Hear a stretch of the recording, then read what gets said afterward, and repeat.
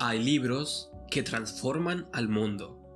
Los libros de John Bogle sin duda pertenecen a ese selecto grupo y son para muchos inversores particulares obras revolucionarias que contribuyeron a cambiar radicalmente la industria financiera. El pequeño libro para invertir con sentido común puede ser considerado como la Biblia de la gestión pasiva. En él, John Bogle, el legendario fundador de Vanguard, explica los beneficios de invertir en fondos indexados en vez de invertir en fondos mutuos gestionados activamente por equipos de gestores. El libro contiene principios fácilmente aplicables que nos garantizan una tajada justa en los beneficios del mercado bursátil. Es un hecho que más del 90% de los gestores profesionales no consigue batir al mercado después de costos. Así que, ¿por qué pagar jugosas comisiones para pertenecer al grupo de los perdedores?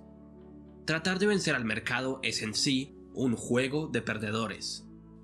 La estrategia ganadora, según Bogle, es ser propietario de todas las empresas que cotizan en bolsa.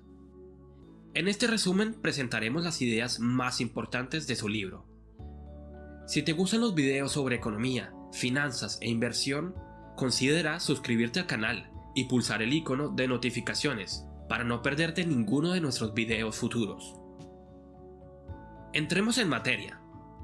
No permitas que una estrategia ganadora se convierta en una estrategia perdedora. La inversión en bolsa es una magnífica forma de multiplicar nuestro dinero. Sin embargo, muchas personas eligen estrategias extremadamente complejas, que terminan haciendo que un juego de ganadores se convierta en un juego de perdedores. Por eso es tan importante entender los fundamentos de la inversión antes de poner nuestro dinero en cualquier estrategia. Las oscilaciones a corto y mediano plazo de los rendimientos de las acciones dependen no de cambios fundamentales en los datos económicos, sino más bien de las emociones de los inversores. Un gran indicador de las emociones es el así llamado PER, por sus siglas en inglés, que mide el número de dólares que los inversores están dispuestos a pagar por cada dólar de beneficios. Cuando domina la avaricia solemos ver PER muy altos, pero cuando domina el miedo, los PER tienden a ser en promedio bajos. Ahora bien, pronosticar con precisión las oscilaciones en las emociones de los inversores es casi imposible. Solo muy pocas personas, como por ejemplo George Soros, consiguen hacerlo. Por eso John Bogle nos recomienda a nosotros, los inversores particulares, enfocarnos en el largo plazo. El mercado de las expectativas es el mercado de la especulación, pero el mercado real es el mercado de la inversión. En lugar de distraernos con las subidas y bajadas de precios transitorias, deberíamos enfocarnos en la capitalización de las rentabilidades conseguidas por los negocios de las empresas. Las rentabilidades de inversión de las acciones tienden a ser más o menos constantes a lo largo del tiempo. A ese fenómeno se le conoce como regresión a la media. La rentabilidad anual total media de las acciones en las últimas décadas fue de un 9,6%. Bogle afirma que debemos ignorar el ruido del corto plazo, causado por las emociones, y adentrarnos en el mercado real de los negocios. ¿Cómo? Simplemente comprando una cartera que posea acciones de todos los negocios existentes y mantenerla para siempre. Desde luego, comprar todas las acciones del mundo es bastante difícil, por lo que invertir en una selección representativa constituye una alternativa mucho más práctica. Aquí es donde entran en juego los índices. Los índices bursátiles contienen acciones representativas y sirven como indicadores del desempeño de las economías. El índice norteamericano S&P 500, por ejemplo, contiene las 500 mayores corporaciones de los Estados Unidos, ponderadas por su capitalización bursátil. Un índice ponderado como este se ajusta automáticamente a los precios, ahorrándonos el trabajo de tener que comprar o vender acciones individuales. Desde luego también hay índices mucho más amplios que invierten no solo en los Estados Unidos, sino también en la economía global, como por ejemplo el S&P Global 100, el MSCI All Country World Index o el FTSE All World. Un fondo que invierta en un índice y englobe así todo el mercado tiene garantizado sobrepasar con el tiempo las rentabilidades conseguidas por cualquier otro fondo. Las reglas implacables de la aritmética. Para entender el porqué, Bogle apela a las matemáticas simples. Todos nosotros somos el mercado. Todos los inversores como grupo necesariamente conseguiremos, por definición, la rentabilidad del mercado. Pero eso solo aplica antes de restar los costos de invertir, ya que los costos reducen nuestra rentabilidad. Después de restar todas las comisiones y honorarios que tenemos que pagar, nuestras rentabilidades son generalmente menores que la rentabilidad del mercado. Un inversor particular promedio que opera con poca frecuencia en el mercado paga en promedio un 1,5% en comisiones anuales. Los fondos de inversión gestionados activamente nos cuestan aún más. Si sumamos comisiones de gestión, comisiones de suscripción y demás costos ocultos, podemos llegar rápidamente a una cantidad que oscila entre un 2 y un 3,5% por cada año. Cantidades que estamos pagando de nuestros bolsillos. La industria financiera ha creado enormes fortunas para los que se dedican a gestionar el dinero de otros. Sus intereses personales rara vez suelen estar alineados con los intereses de los inversores particulares, es decir, con nuestros intereses. Desafortunadamente, la mayoría de los inversores prestan muy poca atención a los costes de invertir. Muchos se dejan llevar por la retórica elegante de los gestores, la apariencia amable de sus corbatas y sus tesis de inversión llenas de optimismo para el futuro. Quizá una mirada a los números ayude a aclarar un poco las cosas. Durante un cuarto de siglo, entre 1980 y 2005, la rentabilidad de la bolsa, medida con el S&P 500, obtuvo un promedio de un 12,5% al año, eso sin descontar la inflación. La rentabilidad promedio de un fondo de inversión en ese mismo periodo de tiempo fue de solo el 10%. Esa diferencia de un 2,5% es equivalente al promedio de costes corrientes que tiene un fondo de inversión común, si sumamos todas sus comisiones. Veamos qué pasaría con una inversión de 10.000 euros durante ese periodo de 25 años. Al finalizar el periodo, el valor capitalizado por un fondo mutuo común alcanzaría un total de 98.200 euros. Nada mal, estarás pensando, pero esa cantidad es apenas un 57% de lo que hubiéramos conseguido invirtiendo en un fondo indexado, es decir, un total de 170.800 euros. Si descontamos la inflación, estaríamos hablando de más o menos unos 40.600 euros contra unos 76.200 euros. Es una diferencia enorme. Esos profesionales que se supone deberían estar invirtiendo nuestro dinero y haciéndolo crecer, en realidad nos están costando grandes cantidades de dinero. John Bogle nos pide internalizar la idea de que a largo plazo, el milagro del interés compuesto es superado por la tiranía de los costes. En lo que respecta a las inversiones, el tiempo es tu amigo, pero en lo que respecta a los costes, el tiempo es tu enemigo. No hay ninguna necesidad de jugar al juego de los perdedores, en el que participa la mayoría de inversores particulares y propietarios de fondos gestionados activamente. Los fondos indexados pueden garantizarnos rentabilidades mucho más justas. Los impuestos también son costes.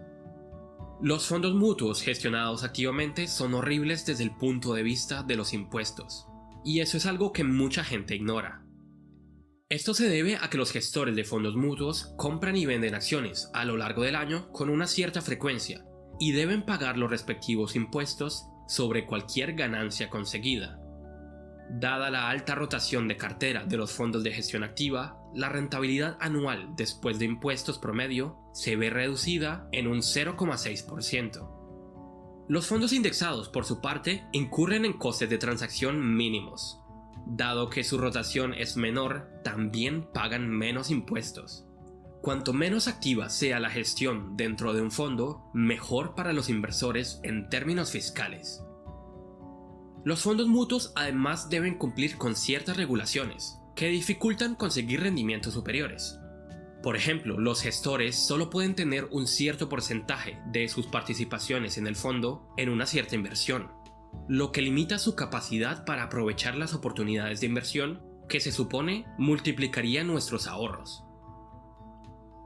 No busques la aguja en el pajar, compra el pajar. Por supuesto que hay algunos fondos gestionados activamente exitosos, pero por lo general son difíciles de encontrar.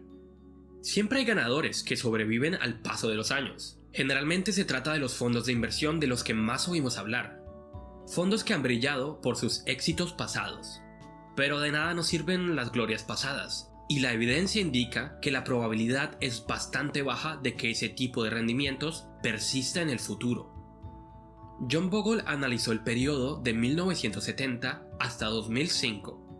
De 355 fondos existentes al comienzo del periodo, 323 fondos, es decir, casi 2/3, habían desaparecido para 2005. La mayoría de ellos simplemente quebraron o fueron disueltos, dados sus bajos rendimientos. De los sobrevivientes, 60 tuvieron un rendimiento significativamente menor que el S&P 500. 48 tuvieron rentabilidades no muy diferentes a las del mercado. Y solo 24 fondos sobrepasaron al mercado por más de un 1% al año. Esa superioridad puede deberse tanto a la suerte como a la habilidad. Ahora, únicamente 9 fondos lograron superar al mercado con más de un 2% anual, pero generalmente sus mayores rentabilidades fueron logradas cuando se trataba de fondos pequeños y relativamente desconocidos, y no cuando ya eran grandes y famosos. Una vez estos fondos se hicieron más conocidos, empezaron a registrar rentabilidades mediocres. Vale la pena detenernos aquí un momento para ver con más detalle las implicaciones. Solamente 3 de los 355 fondos que empezaron la carrera lograron sobrevivir y generar excelentes retornos. Ese número es equivalente a un 0,8%. O dicho en otras palabras, la probabilidad de conseguir un fondo consistentemente exitoso fue inferior a un 1%. Si tienes únicamente un 1% de probabilidades de vencer al mercado, ¿es realmente una sabia elección apostar a esas probabilidades? Probablemente tienes una mejor oportunidad de vencer en el mercado usando un enfoque de tablero de dardos con acciones individuales. Seleccionar un fondo que supera el mercado a largo plazo es, literalmente hablando, buscar la aguja en el pajar. Bogle nos recomienda comprar el pajar, es decir, el mercado completo, por medio de fondos indexados, en lugar de perder nuestro tiempo. Un fondo indexado logrará casi la totalidad de la rentabilidad del mercado, incluso después de costos. Los ganadores de ayer, los perdedores de mañana. Es muy poco probable que los fondos ganadores sean capaces de lograr esos rendimientos que superan al mercado en el próximo periodo de 35 años, debido a factores como la rotación de la gerencia o la dinámica siempre cambiante del mercado, a la que es muy difícil adaptarse rápidamente. Los mercados cambian extraordinariamente rápido, por lo que ha funcionado en el pasado para algunos gestores puede que no funcione en el futuro. Tal vez hayas escuchado hablar de Morningstar, que es básicamente el Yelp de los fondos. Es un agregador de información financiera que además imparte calificaciones a los distintos fondos de inversión. Según diversos estudios, el 95% de los inversores suele poner su dinero en fondos calificados con 4 o 5 estrellas en Morningstar. Parece una buena estrategia, ¿o no? ¿Qué hay de malo en elegir fondos con 5 estrellas? El problema es que esas calificaciones muchas veces están basadas en periodos de tiempo relativamente cortos, sobre todo cuando se trata de fondos jóvenes. El analista Mark Hulbert hizo un experimento empírico y demostró que una cartera que solo invierte en fondos de 5 estrellas apenas logrará conseguir un 60% del rendimiento del mercado. Eso se debe a que muchos fondos cambian de posición de forma brusca. Entre los años 2000 y 2002, todos y cada uno de los fondos que originalmente se encontraban en el top 10 de los mejores fondos se hundieron vergonzosamente, con ninguno de ellos clasificando en una posición superior al puesto 790.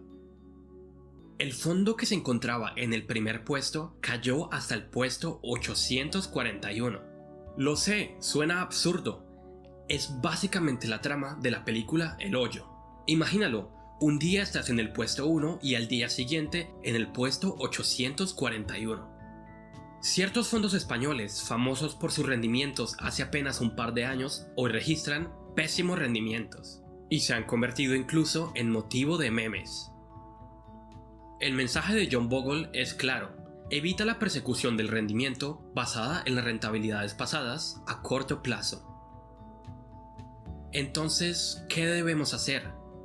La respuesta también es bastante simple: invertir en fondos indexados que poseen la totalidad del mercado. Si los bajos costes son buenos, ¿por qué no iba a ser lógico concentrarse en los fondos con más bajos costes? Algunos fondos indexados tienen costos hasta un 90% más bajos que los fondos gestionados activamente más baratos en el mercado. Bogle nos recomienda filtrarlos, eligiendo los fondos con los costes más bajos. Los inversores inteligentes, afirma, seleccionarán los fondos indexados con más bajo coste que estén disponibles, ofrecidos por organizaciones reputadas. Es muy fácil elegir fondos índice basándose solo en su coste, porque un fondo, por ejemplo, que replica al S&P 500 es básicamente lo mismo, independientemente de si es un fondo de Vanguard, Fidelity, iShares o otras empresas. Son fondos fácilmente comparables. Por el contrario, un fondo mutuo gestionado activamente es muy difícil de comparar, basándose únicamente en el precio, ya que hay muchas variables que determinan el rendimiento futuro. Hay muchos más factores que deben tenerse en cuenta, como por ejemplo, su gestión, su filosofía de inversión, la estructura del fondo y el tipo de mercados en los que invierte. Seleccionar fondos gestionados activamente es casi tan difícil como seleccionar acciones individuales. A esta altura es hora de hablar de los fondos cotizados, también conocidos como ETFs por sus siglas en inglés. Se trata de fondos diseñados para facilitar la operación en bolsa. Un fondo cotizado es un fondo que puede adquirirse fácilmente en bolsa y que puede ser vendido con la misma facilidad. El primer fondo cotizado fue creado en 1992 por Nathan Most. Hoy en día los ETFs se han convertido en un instrumento muy popular en los mercados financieros. Sin embargo, no es cierto que la mayoría de inversores en ETFs los usen para invertir a largo plazo de forma pasiva, sino que muchos traders los usan para especular también a corto plazo. Varios millones de dólares al día se negocian en ETFs. Nosotros, como inversores particulares, no deberíamos cometer ese error, sino deberíamos usarlos para invertir y mantener a largo plazo.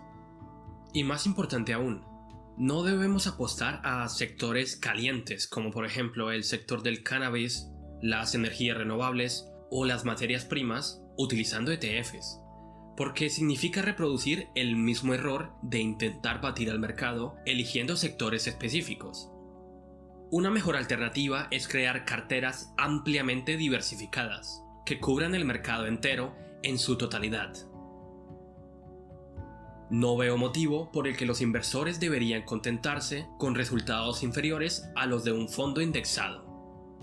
Bogle cree que la indexación es una forma de inversión en valor.